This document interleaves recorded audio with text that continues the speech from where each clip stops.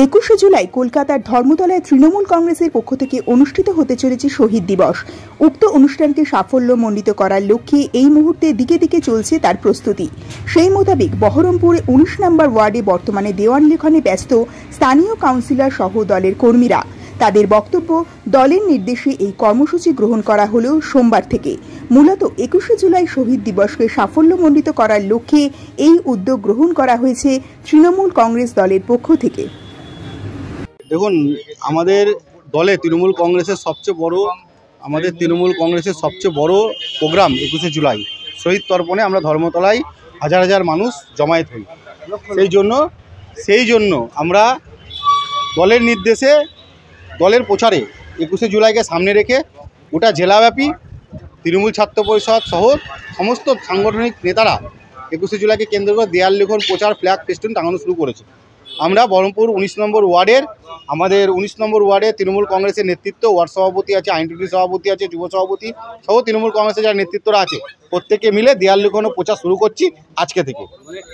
21শে জুলাইকে কেন্দ্র করে দেয়াল লিখন প্রচার আমরা শুরু করছি আমাদের টাউনের চেয়ারম্যান নারদার নেতৃত্বে এবং তৃণমূল কংগ্রেসের প্রত্যেকটা কর্মীরা মিলে একসাথে সেই কর্মসূচি শুরু করছি। পিছিয়ে ক্যামেরা দিয়ে ওইভাবে চলে যেতে হয় না, তো জুম হবে, শিখিয়ে নিতে হবে। এই যে একটা শট হলো না, তারপরে আমি আবার একটা পজ।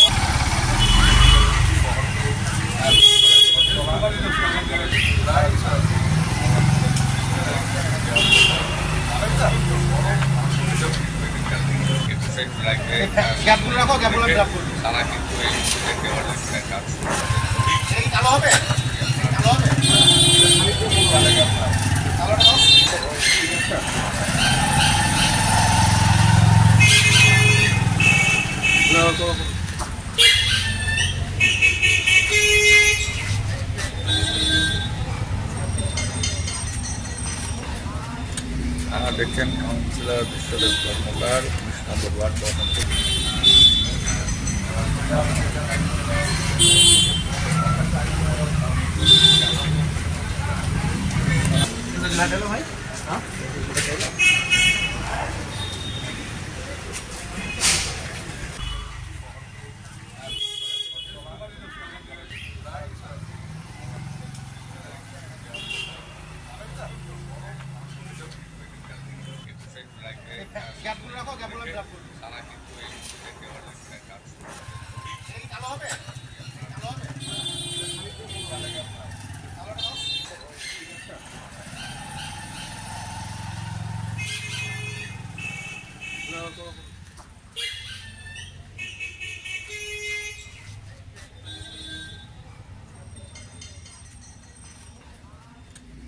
দেখছেন কাউন্সিলর বিশ্বদেব কর্মকার, 19 নম্বর ওয়ার্ড বহরমপুর।